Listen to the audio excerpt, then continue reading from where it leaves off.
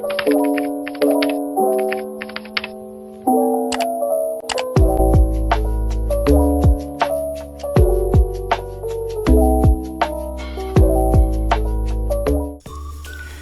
semua, lama dah kita jumpa kan? Dah 10 bulan saya tak upload video. Tapi kali ni saya nak upload video something yang special, which is cara saya buat kelipak pusing. So untuk video ni saya just tunjuk saya gulung kelipak pusing je lah.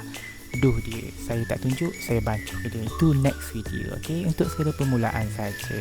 So ni doh yang saya dah satukan, which is kelipak pusing kan ada dua, doh minyak dengan doh margarin tu kan.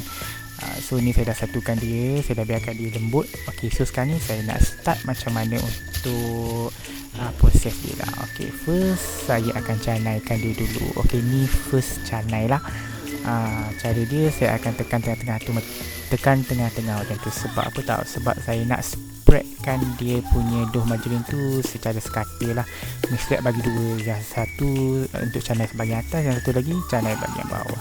So untuk yang first canai ni kita just tanam tebal-tebal sahaja, tak perlu nipis-nipis sangat. Kalau korang dah buat nipis-nipis sangat macam ni, nanti kalau korang canaikan kali kedua nanti dough kelipak pusing korang akan jadi terlalu flaky dan akan hancur. Jadi dia tak sesuai sangat lah. So yang ni first untuk kita canaikan dia, kita kena buat dia tebal-tebal. Okay, so ni saya prepare untuk canaikan kali kedua. Korang ikut step tu lah apa yang saya tunjuk tadi.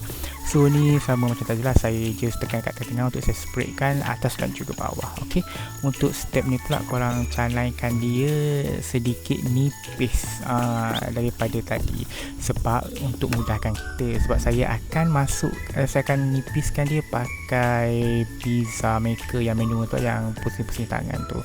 Ok, so lepas tu saya pun pusing-pusingkan dia. Saya pun bukan pusing-pusing lah, kira saya gulungkan dia balik. So inilah saja saya potong kan, dia jadi macam ni.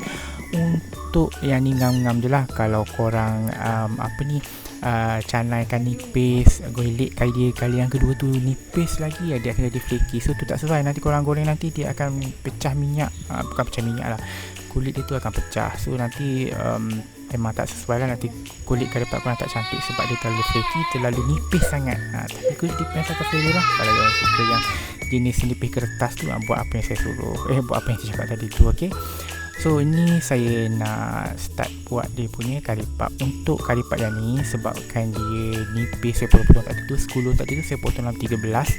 So saya perlukan dough pelapik dia lah. Dough pelapik ni penting sebab kita nak bagi kelipak kita pecah inti dia bila kita goreng nanti.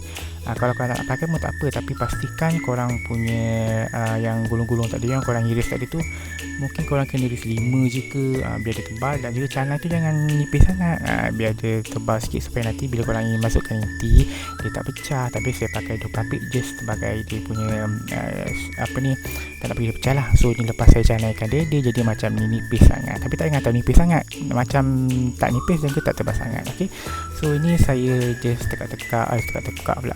Saya nak pakai acuan lah, sebab saya malas nak clean pakai tangan. So sebab yang ni mudah sikit, kita letak, kita letak, kita kacip dah jadi. Kalau yang tu kita kena saya tak suka lah nak pakai clean tangan ni, sebab dia akan jadi lebih banyak. Sebab ni kita perlukan pelapik kan. Kalau macam ni dia ada sisa dia, kalau kita clean tangan dia tak ada sisa dia. Jadi saya tak deduh untuk buat pelapik lagi. Okay, tu je tujuan dia. Lepas dia tak inti tu jangan banyak sangat lah. Tapi kalau ikut orang, kalau nak banyak, tapi saya tak banyak, saya tak nak dia meletup nanti. Dia tak meletup pun, cuma bila banyak sangat dia muak lah, gitu. Okay, lepas tu kita tabur, pula sapu-sapukan sedikit air je sebagai pelekat dia. Tak nak letak pun tak apa, tapi kita pakai lah untuk pastikan dia betul-betul tak akan keluar. Okay, ini saja. Bye.